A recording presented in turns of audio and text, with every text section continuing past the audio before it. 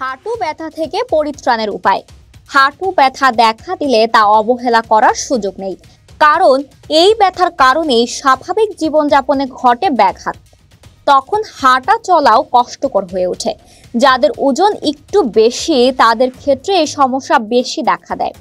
এছাড়া নির্দিষ্ট বয়সের পরে আমাদের হাড়ের ক্ষয় শুরু হয়, বিশেষ করে নারীদের ক্ষেত্রে এই সমস্যা বেশি হয়। তাই হাঁটু ব্যথা দেখা দিলে শুরুতেই সচেতন হতে হবে। চলুন আজ জেনে নেই হাঁটু ব্যথা দূর করার ঘরোয়া উপায়। নিয়মিত শরীরচর্চা। শরীরচর্চা বা ব্যায়াম আপনাকে অনেক অসুখ থেকে দূরে রাখতে পারে। American college of rheumatology and the arthritis foundation জানাচ্ছে, হাঁটু ব্যথা দূর করার জন্য কিছু ব্যায়াম দারুণ কার্যকরী। এক্ষেত্রে হাঁটা, সাইকেল চালানো, সাঁতার, তাইচি, যোগা ইত্যাদি ব্যায়াম বেশ কার্যকরী। ব্যায়ামের জন্য প্রতিদিন অন্তত 30 মিনিট ব্যয় করুন। মেডিকেল নিউজ টুডে অনুসারে নিয়মিত ব্যায়াম করলে পায়ের পেশি ও হাড় শক্তিশালী হয়।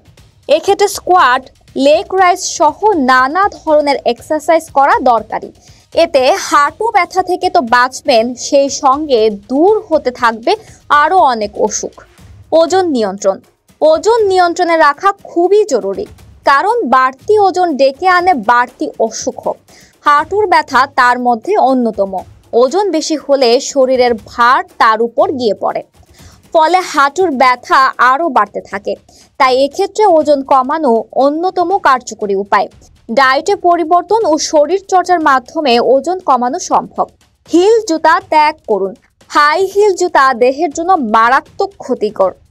দীর্ঘ সময় এটি পরে থাকলে হাঁটু সহ দেহের বিভিন্ন অংশে ব্যথার সৃষ্টি হবে।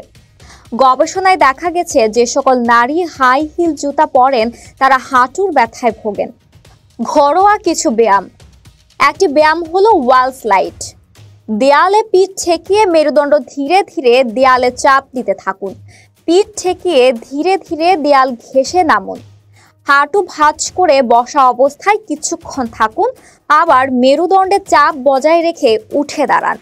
আরেকটি কার্যকর ব্যায়াম হলো শর্ট আর্ক কোয়ার্ট।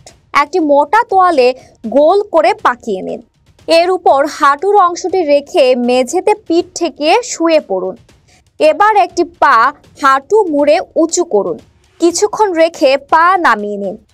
এগুলো ছাড়াও আরও কিছু ব্যায়াম আছে যা আপনাকে হাঁটু ব্যথা কমাতে সাহায্য করতে পারে।